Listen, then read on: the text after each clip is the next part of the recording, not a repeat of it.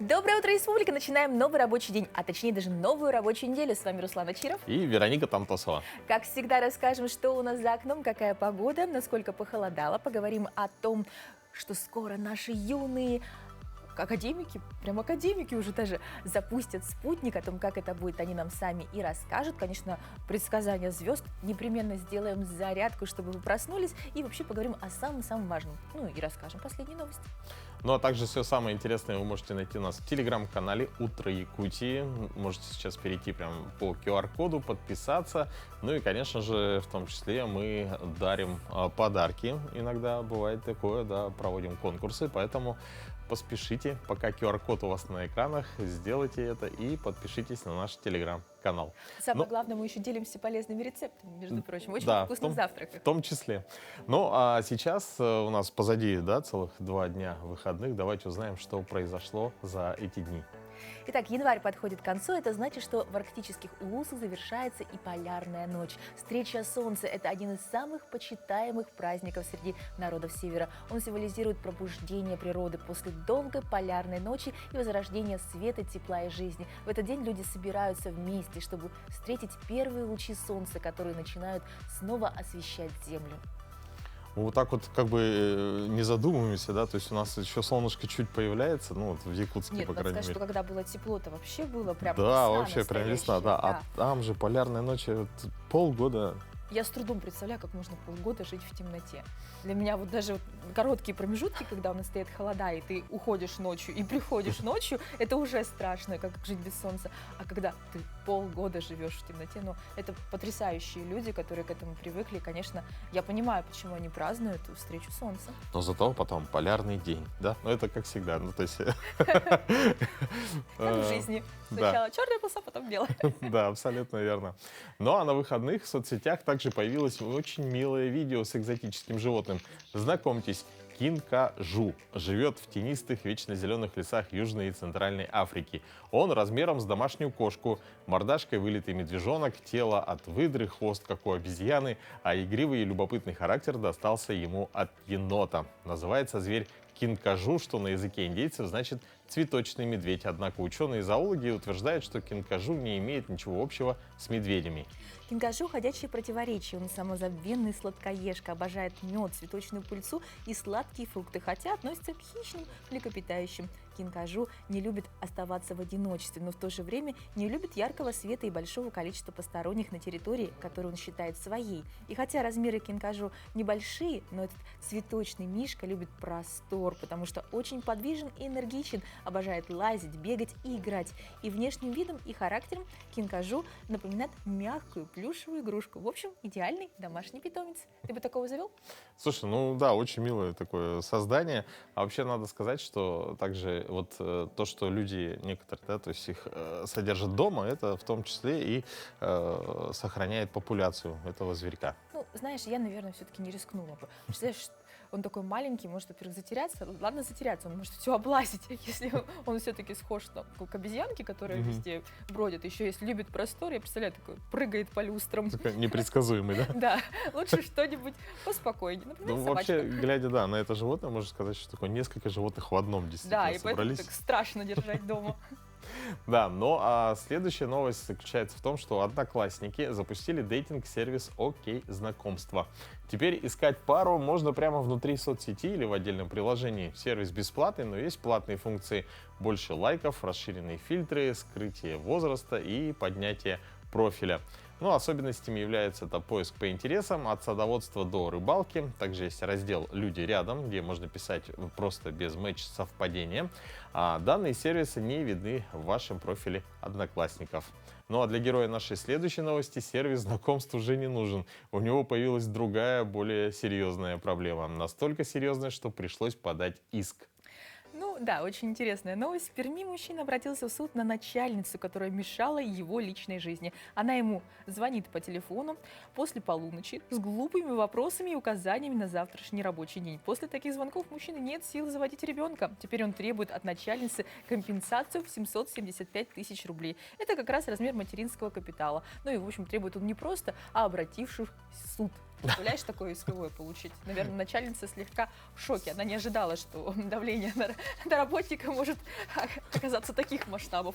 Ну, действительно, ну вообще, вот, да, как бы, это же это этика, да, называется. То есть после полуночи звонить работнику Нет, и... мне очень интересно обоснование. Понимаешь, любого иска должно быть еще и А, ты правовое как юрист, да? обоснование. Да? Я бы вот исковое очень хотела почитать. Правда, у нас публичный процесс, то есть ну, можно сходить послушать. Я бы вот сходила послушала, потому что, ну, аргументация какая? Наверное, все-таки трудовой кодекс, я так думаю, что это выходит за рамки его должностных обязанностей отвечать на звонки, но это все-таки психологическое давление. Ну, очень интересно. Да, постановка очень-очень интересная. Представь, будет прецедент. Что будет потом? А потом все творится? начнут подавать иск. Ну, слушай, надо готовиться, надо своих директоров предупредить, чтобы не звонили с полуночи работникам. Да, Так. ну мы надеемся, что ваше начальство не такое, да, и вы хорошо выспались. И самое актуальное, что вы ждете, это, конечно же, что надеть на работу. Давайте узнаем, какая погода за окном. Итак, в центральных районах сейчас минус 43, минус 35. В Заречной группе 43-32 градуса ниже 0. В южных 34-28 градусов холода. В Вилюйской группе минус 44, минус 31. В Нижнеленских 40-38 со знаком минус. В западных 32-30 ниже 0. В Колымаге-Дигирской группе Улусов 49-31 градус холода. В Янских минус 38, минус 26. На северо-западе 29-16 со знаком минус. В Якутске температура воздуха на 6 часов утра составила минус 39 градусов. Атмосферное давление 768 миллиметров ртутного столба. Ветер юго-восточный до 1 метра в секунду. Сегодня днем небольшой снег, ветер северный до 1 метра в секунду. Температура воздуха в Якутске днем минус 33, минус 35 градусов. Очень потрясающие кадры вообще. Да. Прям смотришь и думаешь, какая же у нас все-таки красивая республика и замечательный город. Абсолютно с тобой согласен. Но вот только завершились новогодние распродажи, как на смену им пришли, соответственно, онлайн-магазины. Ну вот сегодня у нас 27 января, да, и мы, конечно же, хотели бы, перейти к нашим новостям, да? Правильно? Да, Передать хотели, да. слово нашим Я коллегам. так понимаю, что это была такая... А что же у нас сегодня, мы расскажем чуть попозже, а прямо сейчас самые актуальные новости.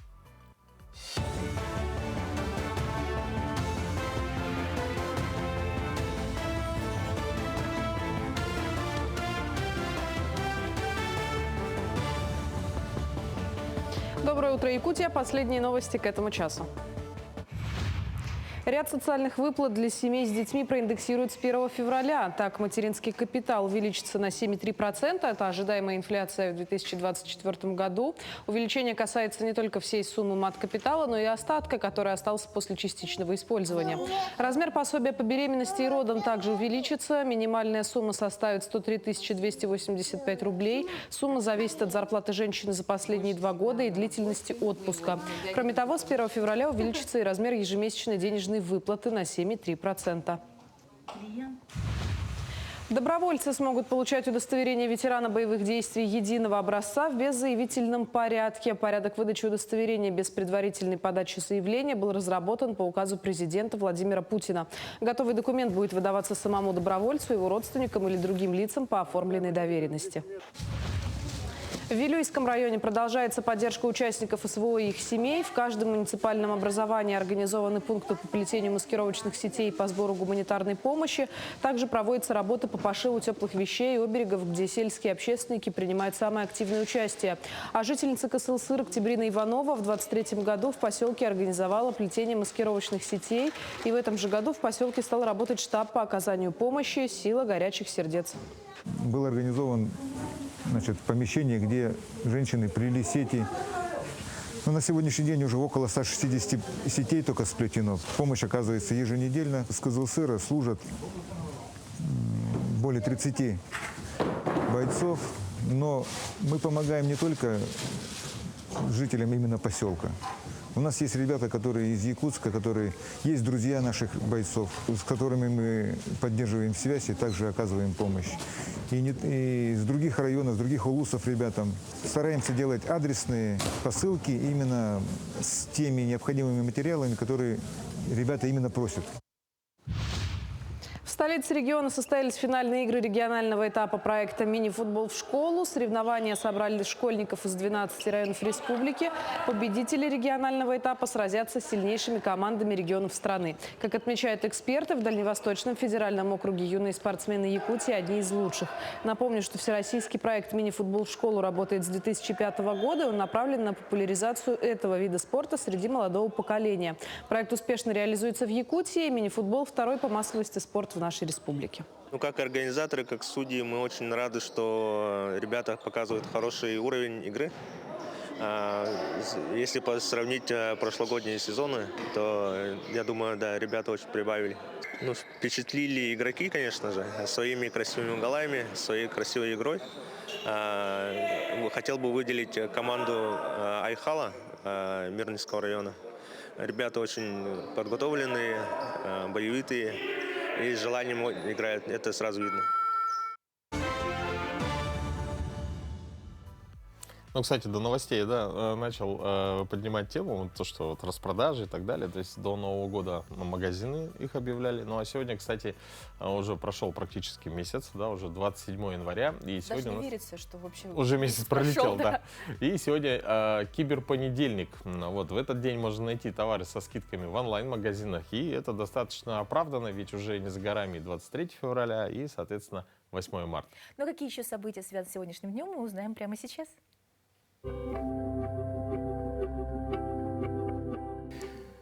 На календаре 27 января, день полного освобождения Ленинграда от фашистской блокады.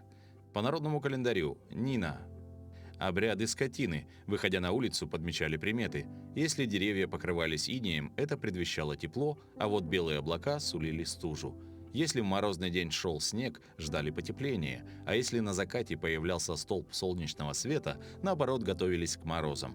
Считалось, что раннее пение петухов обещает тепло, а карканье вороны поутру – метель. Этот день в истории. 1924 год. В Москве открыт мавзолей Ленина. 1944 год. Снятие блокады Ленинграда. В 1945 году советские войска освободили узников Освенцима. В 1967 году космос объявлен достоянием всего человечества.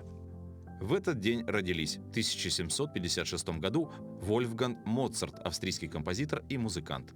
В 1775 году Фридрих Шеллинг, немецкий философ. В 1926 году Михаил Салтыков-Щедрин, русский писатель-прозаик, сатирик.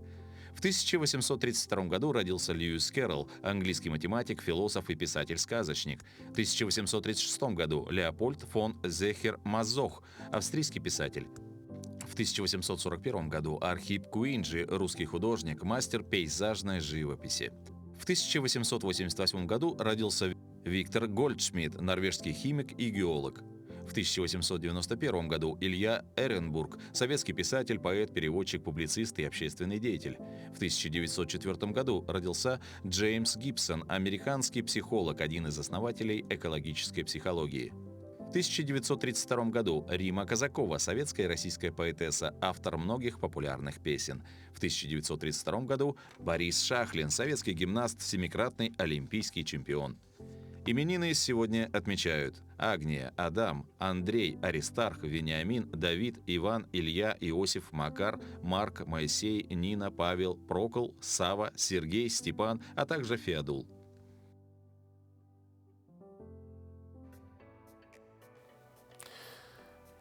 С 31 марта по 9 апреля будет запуск проектной... С 31 марта по 9 апреля будет запуск проектной смены для школьников с 8 по 11 классы. Там дети будут заниматься по разным направлениям, а главное, запустят спутник в космос. И рассказать, как это будет, к нам пришли главный конструктор космического аппарата «Чолбон», лаборант, радиооператор Малой академии наук Республики Саха-Якутия, студент 3-го курса Андрей Петров и ученик 11 класса физико-технического лицея, академик Малой академии наук Республики Саха-Якутия Артем Мардин. Доброе утро. Доброе утро. Доброе утро. Что за спутники вы планируете делать? Что это будет? Мы запускаем так называемые малые космические аппараты. Это аппараты в классе до 100 килограмм. Конкретно в нашем случае это аппараты формата CubeSat. То есть это очень маленькие аппараты размером 10 на 10 на 10 сантиметров, буквально 1 литр в объеме. И эти аппараты предназначены для научно-образовательных целей, то есть чтобы научить студентов, школьников работать с реальным космическим оборудованием. Ну, у спутников же есть какие-то задачи, то есть они собирают определенное количество данных. Вот ваш спутник, он что будет делать? Наш спутник тоже носит научно-образовательное назначение. Мы разработали полезную нагрузку для него специальную, чтобы дети могли непосредственно из Малой академии наук на борту запускать какие-то собственные эксперименты. То есть дети смогут загружать, писать программы, загружать их на борт и получать, допустим, данные с каких-то бортовых датчиков. У нас на борту стоит там детектор частиц космических, стоят камеры, стоит там магнитометр, ну и другие датчики для изучения космического пространства. Ну, кто сможет его использовать? Получается, аппаратом сможет пользоваться любая школа и любая дополнительная организация дополнительного образования, чтобы получить данные и даже отправить свои данные с помощью Малой академии наук. То есть там, получается, стоит станция «Завиток», которая и позволяет передавать данные на орбиту и принимать их. Мгм. То есть вы прямо изготавливаете, а потом он запускает. Как вот этот процесс вообще происходит? Процесс происходит следующим образом. Полезную нагрузку мы изготовили и испытали здесь, спроектировали тоже здесь. Дальше она отправляется на интеграцию в Москву с основным космическим аппаратом, с так называемой платформой. Дальше аппарат там проходит испытания, ну и после этого он передается пусковому оператору. Аппарат у нас запускается как попутная полезная нагрузка, то есть летит большой спутник, грубо говоря, крупный. Рядом с ним у него остается там какое-то свободное место. Туда дополнительно наталкивают такие вот маленькие аппараты малые, кубсаты, и они попутно запускаются. То есть такая себе маршрутка получается. Мгм. То есть как автобус, да, грубо Да. говоря. Здорово. И потом можно прямо реальные данные с помощью, ну, я так понимаю, есть целый такой операционный центр, да, Да, у Малой нас есть академии? целая лаборатория Малой академии наук, которая полностью отведена под космические системы. И там мы и собираем аппараты, и учим ребят собирать аппараты, получается. Вот как уже сказали, в марте, в апреле будет смена «Космомания», которую мы проводим. И на ней у нас, получается, будет несколько направлений. Первое — это создание ракет для ребят средней школы и начальной. Также это физика космоса, которая будет проходить в сотрудничестве с институтом нашим космическим. И вот наше направление, которое мы ведем, это аппараты космические, в рамках которого, получается, мы и собираемся сделать кубсат, который полетит в стратосферу уже. То есть ребята смогут поработать над настоящим аппаратом, который выйдет в стратосферные слои атмосферы. Ну, в общем-то, если ты занимаешься этим направлением, изучаешь космос, ты можешь попасть, соответственно, в МАН и там уже дополнить свои знания и, более того, углубить свою научную работу практическими данными. Мгм. А где можно научиться? Как вообще вот попадают ребята, чтобы заниматься именно вот этим направлением? Вот, получается, у Малой академии наук есть сайт «Ленинский край», на котором и можно записаться на смену, получается, там прописаны все критерии, то есть для того, чтобы ребята попали, нужно уже иметь какой-то опыт в научной деятельности, потому что на самом деле работа со спутниками — это очень наукоемкий, трудоемкий процесс. И ребята приходят по-настоящему уже заинтересованные и готовые к работе. Вот, и в рамках смены вот за 9 дней получается очень плодотворная и очень емкая работа, потому что собрать аппарат — это прям, тяжелый Получается, там делятся, наверное, те, кто пишет на программное обеспечение, да, те, кто делает непосредственно какие-то более детальные расчеты, и кто еще? Да, инженеры. Вот, получается, у нас есть 3 таких фундаментальных направления. Это программисты, которые пишут код, инженеры, которые разрабатывают механическую часть, и ребята, которые проектируют платы. То есть аппарат летит, мы получаем, получается, конструктор для аппарата, но он пустой внутри, у него нету ничего. То есть это аппарат просто, который готов к запуску. То есть он будет давать энергопитание всему блоку и передавать свою позицию в пространстве. А для того, что будет внутри, это уже с ребятами оговаривается и разрабатывается уже на смене прямо. то То есть есть достаточно такая некая сложно. оболочка, да, то есть основной модуль, и туда уже как бы можно добавить что-то свое. А вот как, на ваш взгляд, вот какие перспективы развития космонавтики в республике? Ну, у нас здесь эксплуатирует сейчас центр по сбору отработанных частей носителей. Я думаю, у нас будет развиваться дистанционное зондирование Земли. То есть основная цель нашего аппарата — это подготовить кадров будущих для республики, чтобы они могли, например, запускать либо будущие свои аппараты, тоже дистанционного зондирования, либо обрабатывать данные, то есть получать уже существующих аппаратов, какие-то задачи по управлению выполнять отсюда из республики. И вот мы хотим как раз на нашем аппарате подготовить специалистов, создать какую-то инфраструктуру наземную. То есть на будущее мы делаем задел этим аппаратом. У нас миссия планируется от 8 до 10 лет, то есть я думаю, мы сможем подготовить несколько поколений кадров. Это очень Здорово. интересно. Ну и подготовленность ребят уже видна, потому что все это написать достаточно сложно. Мгм. Даже представить сложно, не то что написать. Ну, действительно, вот отправить спутник в космос, да, вот вы проводите же, наверное, также испытания над материалами и так далее. Помогают ли наши морозы в этом? В каком-то плане помогают, да. У нас требования по испытаниям — это термовакуумные испытания в термобарокамере. Там как раз температуры до минус 70 могут быть. Мгм. Ну и испытания на вибрационную стойкость. Тут можно немножко аппарат по дорогам нашим покатать, тоже помогает. Но здесь вопрос скорее другого плана. Космос — это достаточно такое очень увлекательное занятие. Мы все, наверное, видим, что ребята в детстве очень хотели стать космонавтами, но не все дошли до какого-то научного подхода. Что вас подтолкнуло вот углубиться в изучение космоса именно с точки зрения науки и уже дойти до спутников? Ну, если лично мой опыт брать, то, наверное, в школе, то есть у меня есть преподаватель Юрий Николаевич, который и привел вот меня с Андреем в космонавтику. Это человек, который поистине заинтересовал нас. То есть, получается, мы, когда поступаем, мы как, открытая книга полностью, и то, что будет в нас, это закладывается преподавателями скорее. И меня просто вот направили, скажем так, в космическую отрасль, а инженером я хотел, в принципе, быть всю свою сознательную жизнь. Просто с отраслью определился уже ближе, когда получил опыт работы со спутниками на первой смене. В дальнейшем вы планируете продолжать свое образование уже в этом направлении? Как-то определились, не знаю, с вузом, с направлением вуза? Да, я, в принципе, хочу работать в аэрокосмической отрасли, и образование у нас сейчас стимулирует к этому. По вузу я пока что точно не определился, но ближе к поступлению уже буду точно знать. Но аэрокосмическая отрасль — это точно определенно то, чем я хочу заниматься. Здорово. Спасибо вам большое за такой интересный рассказ. Спасибо, что вдохновляете ребят. Ну и ждем запуска спутника и ваших последних новостей. Спасибо. Спасибо. Ну а пока старшеклассники конструируют космические спутники, детишки помладше только начинают делать первые шаги к знаниям. Порой бывает интересно узнать у них, что они думают о незнакомых пока еще словах. В нашей рубрике «Устами детей» мы поинтересуемся у ребятишек, кто такие синоптики. Как ты думаешь, кто такие синоптики? Космонавты. Кто такие синоптики? Плохие люди. Плохие люди. Люди, которые говорят прогноз погоды. Люди, которые говорят прогноз погоды. Хорошо. Какие-то собаки, что ли? Собаки? Почему собаки? Люди? Не знаю, ну как ты думаешь же? Чем тогда они занимаются, если вот Они летают в космос. синоптики летают в космос? Ухаживают за своими питомцами. Ухаживают за своими питомцами. Мгм. Они тогда, получается, дома сидят. Как выглядят тогда синоптики? Плохими. А вот какая одежда тогда у них? Черно-белая или черно-серая. Они маленькие, синенькие. Вот есть и космонавта в одни глаз. Например, вот эти вот плохие люди, да, как ты говоришь, синоптики, они чем занимаются? Вот, что они делают? Типа они уступают места или не делятся. Когда вот эти маленькие синенькие люди, они вот улетают в космос, они что изучают там?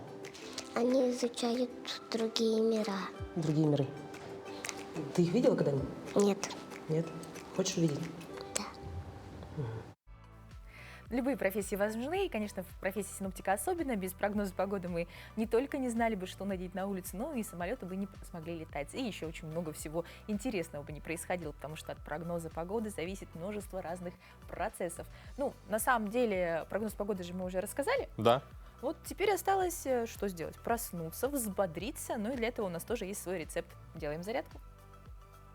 Доброе утро! Сегодня у нас будет небольшой комплекс на растяжку связок ног. Она нам нужна для того, чтобы мы меньше испытывали тяжесть после долгого рабочего дня. Данный комплекс подойдет как и детям, так и взрослым. Исходное положение. Мы уходим с вами вниз. Помним, что мы обхватили колено и с круглой спиной ушли в нижнюю точку. Далее прижимаем правое бедро к животу и с этой точки уводим ее в левую сторону. Левой рукой дожимаем бедро правой ноги, а голова уходит у нас в правую сторону, плечо прижимаем к полу. Удерживаем такое положение от 15 до 20-30 секунд. вы почувствуете приятное растяжение в области бедра и небольшое скручивание в области верхней части кора. 3, 2, 1. Далее переводим бедро в центр, и у нас будет с вами смена. Левое бедро переводим в правую сторону. Голова уходит в левую сторону, плечо левое прижимается к коврику, и рука правая прожимает бедро левое в нижнюю точку. Далее прижимаем бедра к животу. С этого положения вытягиваем ножки вверх. Стопа натянута, колено натянуто, и мы будем проводить поглаживающее движение от икроножной до ягодицы и в обратную сторону, разгоняя кровь.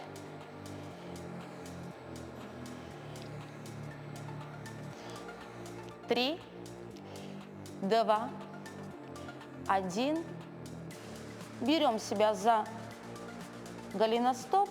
И сейчас пружинистыми движениями притягиваем бедро к животу. 3, 2, 1. Колено сохраняем прямым. Сейчас прижимаем бедро глубже и удерживаем это положение от 10 до 20 секунд. Вы, возможно, почувствуете натяжение и неприятное поддергивание. Когда вы почувствуете поддергивание, слегка натяните больше колена.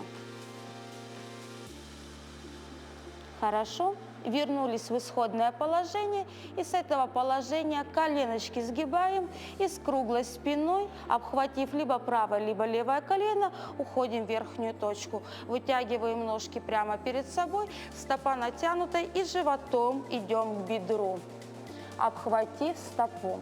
Пружинистыми движениями уходим глубже в нижнюю точку. Сохраняем спину прямой. 3, 2, 1. И уходим в самую нижнюю точку для вас. Удерживаем это положение в течение 10-15 секунд. Закрываем глаза, дышим. Возвращаемся аккуратно в верхнюю точку с прямой спиной, вытягиваемся и уходим в положение бабочка. Пятки ближе к паховым мышцам. Раскрываем бедро и пружиним. Спину сохраняем максимально прямой.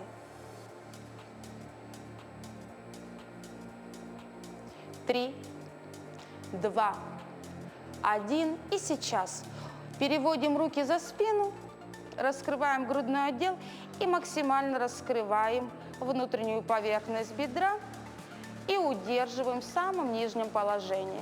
Взгляд прямо перед собой, дышим. И с этого положения аккуратно собираем ножки. Выходим в верхнюю точку, группируемся, расслабляем мышцы спины. Остаемся в этом положении некоторое время.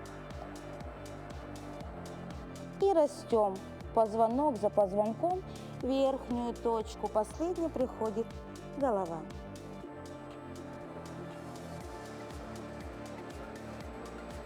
Три раза мы делаем движение назад плечами. Ножки шире. И делаем вдох-выдох. Вдох и выдох. И снова вдох и выдох. И у нас будет третий благодарственный вдох, выдох. Собрали ножки и похвалили себя за проделанную работу. Всем хорошего дня!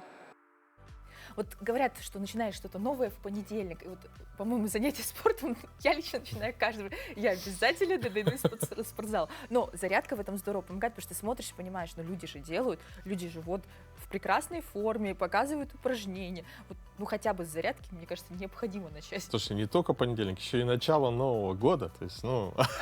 В общем, все совпало, чтобы начать заниматься в спортзале. Да. Ну, в общем, мы вам рекомендуем хотя бы начать с зарядки, и там, глядишь, и вместе все дружно до спортзала дойдем.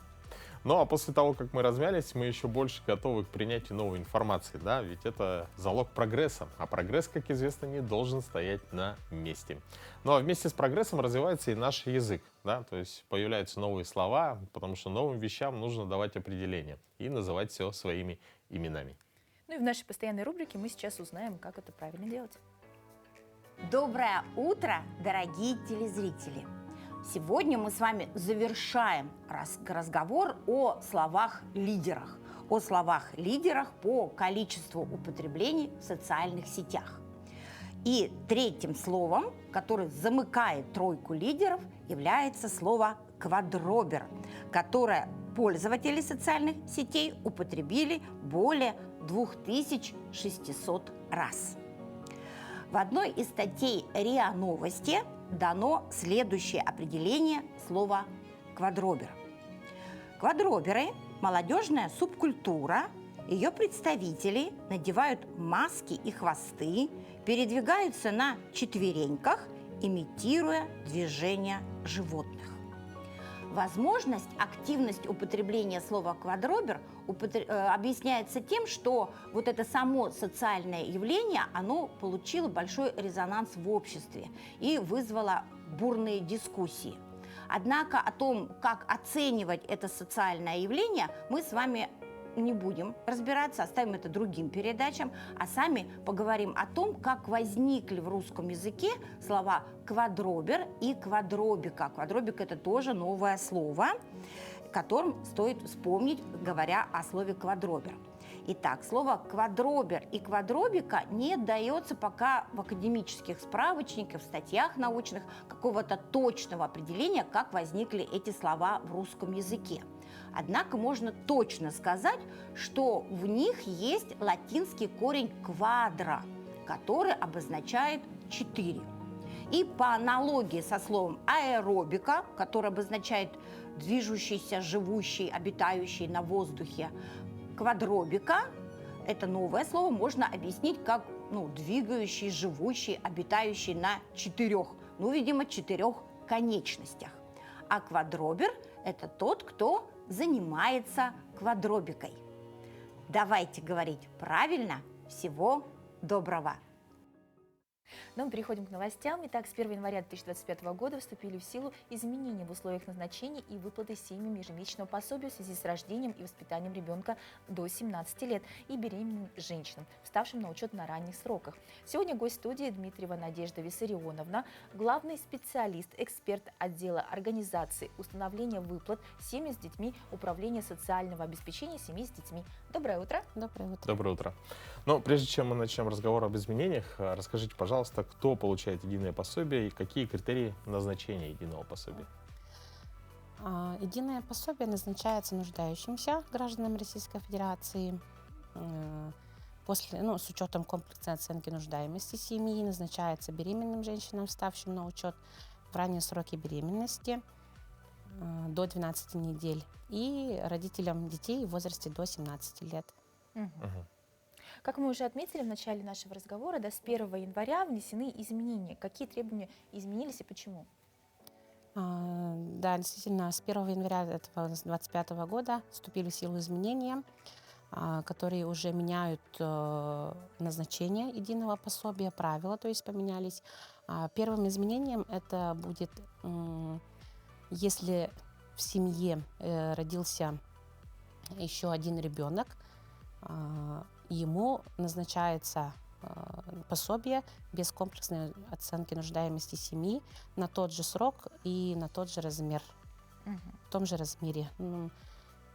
Да. Ну вот если, допустим, коснуться примера, да, например, ребенок родился в декабре 2024 года, то как ему назначается единое пособие? Допустим, да, если родился ребенок в декабре, как я говорила, уже согласно изменениям, правила действуют, если пособие назначено на старших детей, ранее назначено было уже. И вот на третьего ребенка, который родился в декабре, если ранее получали пособие по май 2025 года на старших детей, единое пособие на новорожденного ребенка будет назначено с 1 декабря, с месяца рождения ребенка, по 31 мая 2025 года. Мгм. Получается так. И если было назначено ранее на 100%, и так, в таком же размере будет и назначено новое пособие назначение. Ну, а предположим, в семье получается, допустим, 3 детей, да, срок назначения пособия на старшего ребенка закончился 28 февраля, а по 2 другим детям 30 апреля только заканчивается. Вот в этом случае как быть? Да, это уже новое изменение вступило также в этом году. Мгм. Если ранее, если сроки назначения у детей были разные, теперь выплату можно синхронизировать. Таким образом, если, например, допустим, одному ребенку, в семье 3 детей, одному ребенку назначено вот в феврале, по февраль, одному ребенку по апрель и другому, третьему ребенку по август 2025 года, то если подать заявление в феврале, в последний месяц назначения одного из детей, тогда и указав основанием для назначения всех детей, 3, тогда пособие будет назначено на новый срок с февраля 2025 года по январь 2026 года, но не более достижения ребенком 17 лет. 17 лет, извиняюсь.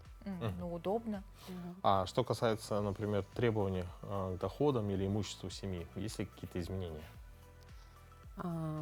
Изменения Требования. Да, в требованиях есть также и по доходам, по учету доходов. Если в прошлом году мы рассматривали правила двукратного МРОТ к самозанятым, то в этом году эти правила отменяются, и теперь по новым правилам, новым изменениям доходы всех трудоспособных членов семьи должны составлять не менее 4-кратный минимального размера оплаты труда. То есть это 89 760 рублей на каждого члена семьи. Эти 89 760 рублей должны быть в совокупности в расчетном периоде, то есть на 12 месяцев. Получается, если заявление подается в январе, расчетный период у нас учета доходов, на рассматривание доходов, это у нас будет с декабря 2023 года по ноябрь 2024 года. И в расчетный период каждый трудоспособный член семьи должен иметь в совокупности доход не менее 4 МРОТ. Ну, примерно понятно. Да. Но если что, можно у вас уточнить. Да. Ну, а если доход составляет в расчетном периоде менее 4 МРОТ, то тогда должны быть уважительные причины, то есть объективные причины отсутствия доходов. Ну, все это нужно будет указывать. Ну, а вот кроме изменений в учете доходов от трудовой деятельности, есть какие-то изменения в учете видов доходов от иного дохода? Ну, то есть какое-то, не знаю, получение наследства, выигрыш в лотерею, еще что-нибудь. Но в расчет среднедушевого дохода семьи при назначении пособия такие доходы уже ранее были, ранее и так уже учитывали. Выигрыш, как говорили, да. Эти все виды доходов, полученные через Федеральную налоговую службу, учитываются при расчете. Ну, то есть, получается, там изменений не произошло. Да. Принимается к сведению. На какой срок назначается единое пособие, и по истечению срока нужно ли родителям повторно подавать заявление? Единое пособие назначается со сроком на 12 месяцев, и после истечения этого срока нужно будет подать новое заявление с указанием детей, всех детей, да, как ранее. Согласно изменениям, сейчас уже можно синхронизировать пособие, сроки. Теперь уже после окончания срока можно подать на всех детей, и после комплексной оценки нуждаемости семьи уже пособие будет назначено на новый срок на 12 месяцев. Где можно более, ну, возможно, кто-то еще не уловил информацию в столь ранний час, да, куда можно посмотреть, вот полный перечень, допустим, куда обратиться? Полный перечень можно посмотреть на сайте СФР Социального фонда России, а также проконсультироваться на горячей линии. Номер телефона горячей линии 8 800 100 ровно 01 10, если не ошибаюсь. Ну, можно на сайте все Да, на сайте все можно посмотреть. Спасибо большое за доступно. подробную информацию. Я думаю, что все подчерпнули, по крайней мере, для себя, кто в курсе, кому необходимо, какие были изменения. Ну и теперь будут спешить сделать все правильно и в нужные сроки. Спасибо. Спасибо. Но мы продолжаем далее, и у нас следующая тема — археология. Это такое увлекательное путешествие в прошлое, которое позволяет нам узнать, как жили наши предки, какие у них были традиции, верования и достижения. Не, ну здорово, когда узнаешь, что прямо у тебя под ногами хранится целая история. Благодаря труду археологов уже в музее можно своими глазами увидеть и прикоснуться к прошлым эпохам. И сейчас мы узнаем, что же нашли в Якутске. Сегодня я хочу рассказать о археологических предметах, хранящихся у нас в музее. Данная коллекция у нас это материал раскопок на улице Логовая, то есть до революции. Сейчас эта улица известна как улица Колоковского. Сейчас на этом месте, где были произведены раскопки, стоит бульвар Учителя. Раскопки были в 2017-2018 годах. Руководителем раскопок была Екатерина Алексеевна Строгова. Вот. Данные раскопки принесли более 3000 находок, показывающие, то есть, жизнь и быт горожан практически начиная с 17 века, заканчивая началом 20 века. Потому что материалы как раз вот именно такую датировку и имеют.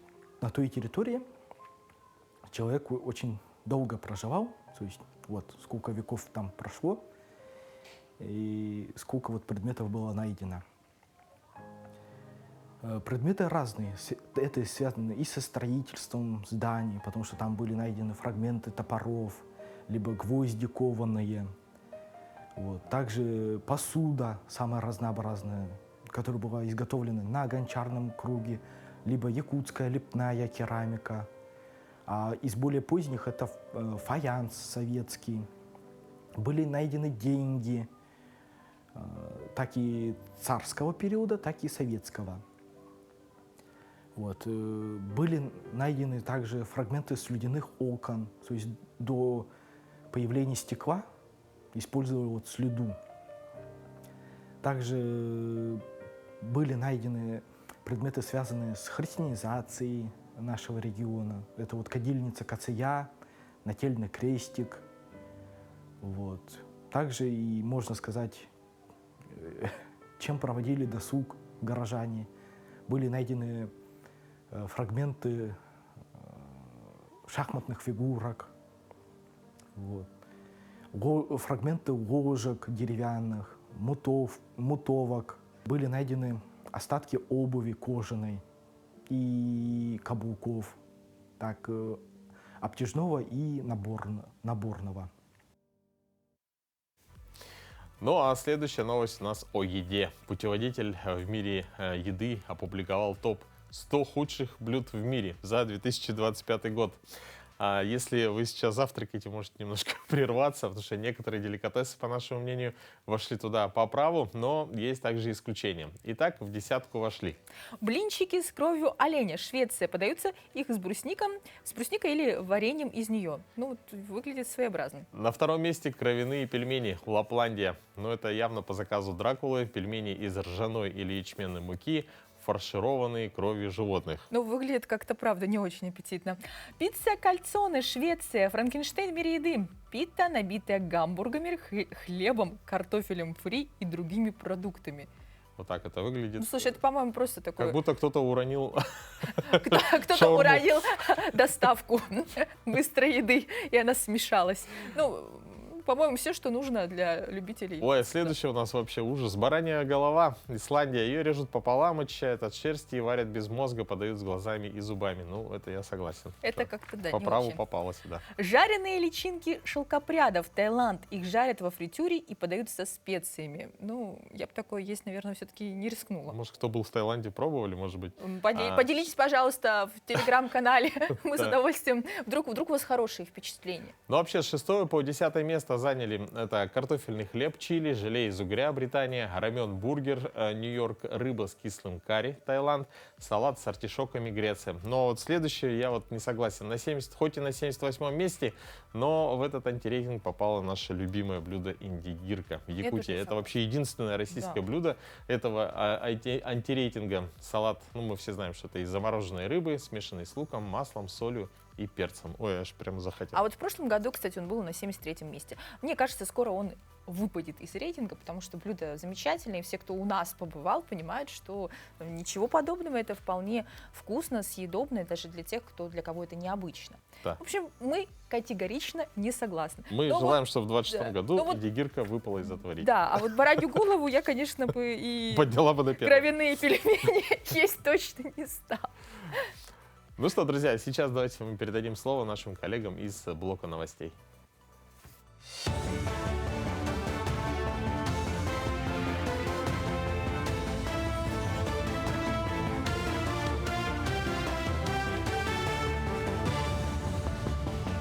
Мы продолжаем освещать самые заметные события. Доброе утро. Господдержка сельского хозяйства страны в этом году составит 507 миллиардов рублей, однако ее размер могут увеличить при повышении Центробанком ключевой ставки в течение года. Об этом сообщила первый замминистра сельского хозяйства РФ Елена Фастова. Замминистра отметила, что все направления господдержки в этом году сохранены, при этом на основные ее виды даже увеличены. Так, размер средств на единую субсидию увеличен до 49 миллиардов рублей, в том числе увеличены средства по двум направлениям – страхование и многолетние насаждения. Мы сделали акцент на сибирский регион, чтобы была возможность субсидировать вывозы зерна в центр Сибири, подчеркнула Фастова. В этом году работы по ослаблению льда проведут на территории 8 районов Якутии. Об этом сообщил директор филиала «Лена Регион Вод ХОС» Александр Ржаков. Предупредительные и противопаводковые мероприятия проведут на 46 затороопасных участках рек Лены и Колымы. Зачернение на 39 участках. Общий объем составит 485 гектаров. Распиловка льда пройдет на 7 участках. Общая протяженность планируется около 41 километра. Общая продолжительность летнего периода в Якутии за последние 5 лет выросла. Об этом сообщила начальник Якутского гидрометцентра Татьяна Маршалик. Продолжительность лета за последние 5 лет увеличилась в центральных районах до 70-101 дней, хотя раньше это было 50-56 дней. Температура плюс 15 градусов и более держится, бывает, по 3 месяца. По словам Маршалик, это ведет к увеличению пожароопасного периода. Участились и опасные агрометеорологические явления, атмосферные и почвенные засухи. Детям до 12 лет предоставят скидку в 50% на авиабилеты. Принять такие меры поручил глава государства Владимир Путин. В перечне поручений также указано, что скидка должна действовать как на внутренних рейсах, так и на международных, если рейсы проходят на территории России. Доклад должен быть представлен до 1 февраля этого года. Ответственный премьер-министр России Михаил Мишустин. Сильнейших школьников в гиревом спорте выявили в зале спорткомплекса «Мадун». Первенство республики собрало 128 спортсменов из 15 районов Якутии. Соревнования прошли по 4 весовым категориям для девушек и в 7 для юношей. В первенстве уступали школьники 2008-2010 годов рождения, а их результаты войдут в зачет спартакиады учащихся Якутии «Спортивные якутяне». Состязания проходили 3 дня, и это отборочные на первенство России, которое будет уже в феврале этого года. Третий заключительный этап Кубка Федерации стрельбы из лука собрал в спортивном комплексе «Дахсун» лучников всех возрастов из разных районов республики. Соревнования прошли по 3 видам – классический, блочный лук, а также бесприцельный классический лук. В заключительном соревновательном дне на стрельбу вышло более 170 спортсменов. По итогам соревнований лучших отберут в сборную республики для участия во всероссийских турнирах. В следующем году должен пройти чемпионат России, в котором уже должен быть построен лукодром, где Айсен Сергеевич, наш президент, уже подписал указ о том, что он уже будет построен. И сам лукодром позволит нам повысить профессионализм всех наших лучников, которые сейчас занимаются, смогут повысить свою квалификацию и свой уровень стрельбы. На этом пока все. Эфир телеканала продолжит программа «Утро Якутии». Оставайтесь с нами. Ну а прямо сейчас перейдем к новостям от звезд. От звезд эстрады? Ну нет, конечно. Познакомимся с гороскопом на эту неделю.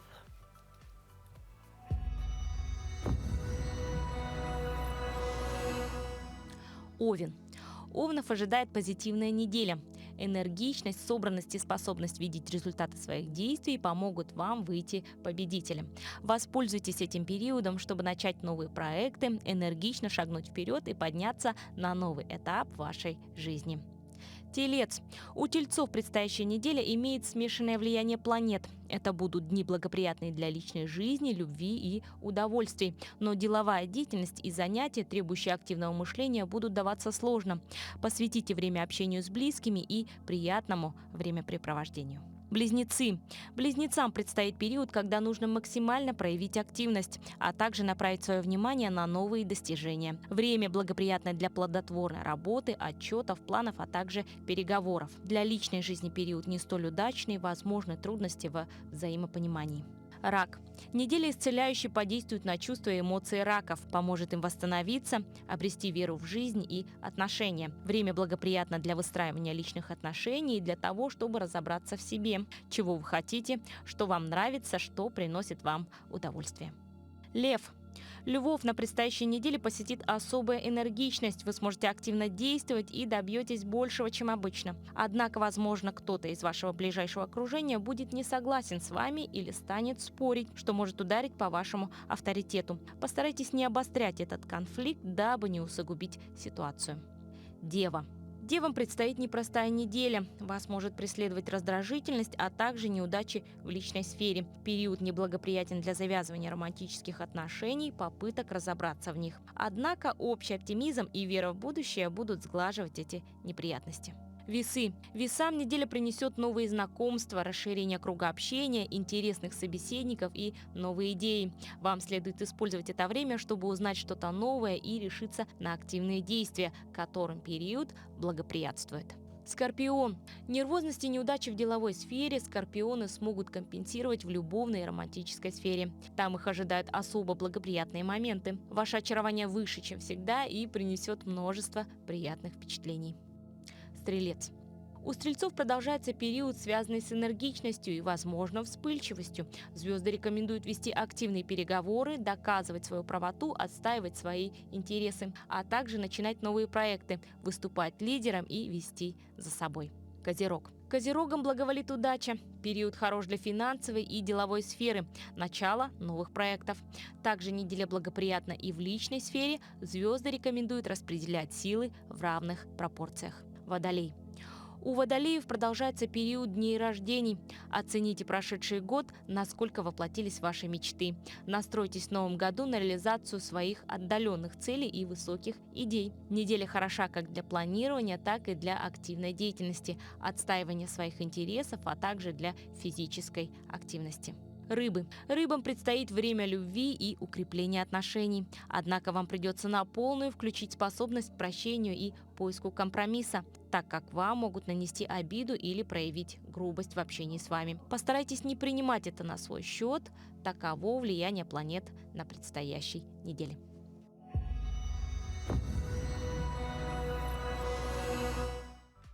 Знаешь, порой в гороскопе можно найти ответы на любые вопросы. Достаточно хорошо совпадают описания характера представителей того или иного знака, ну и вообще нынешней ситуации, которая тебя окружает.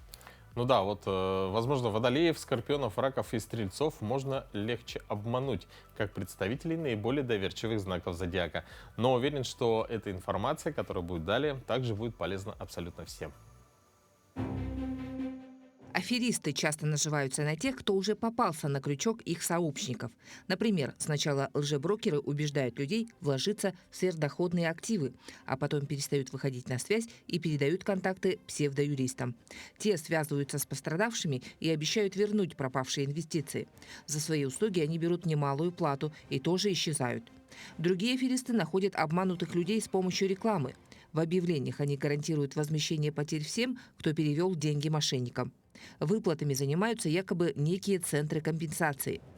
Иногда обманщики прикидываются реальными организациями, которые защищают права клиентов, банков и брокеров. Но какую бы легенду ни выбрали мошенники, они обязательно требуют что-то оплатить – пошлину, налог или комиссию. Либо выведают данные карт и крадут с них деньги. Если вы сообщили данные своей банковской карты, либо дали доступ к своему личному банковскому кабинету мошенникам, то банки не обязаны компенсировать вам ваши потери. Их не возместят ни юридические фирмы, ни финансовые уполномоченные, ни любая другая финансовая организация. Если вы вдруг отправили деньги мошенникам под их уговорами, но банк это увидел, он может приостановить эту операцию на 2 дня и уведомить вас об опасности. Но он это сделает только в том случае, если реквизиты, на которые вы перечисляете денежные средства, они уже есть в базе Банка России, которые содержат подозрительные счета. Если же вы все-таки по истечении 2 дней решите вновь отправить деньги на эти реквизиты, то банк уже вам их возместить не сможет. Чтобы вернуть украденное, нужно обращаться в полицию. Если преступников удастся поймать, появится шанс получить возмещение через суд. Ну, правда, очень полезная информация. Мне кажется, нужно быть осторожнее, внимательнее и в современной действительности не вестись на уловки мошенников. Да, ну а мы желаем вам бодрого, хорошего утра и увидимся с вами завтра в это же время. До завтра!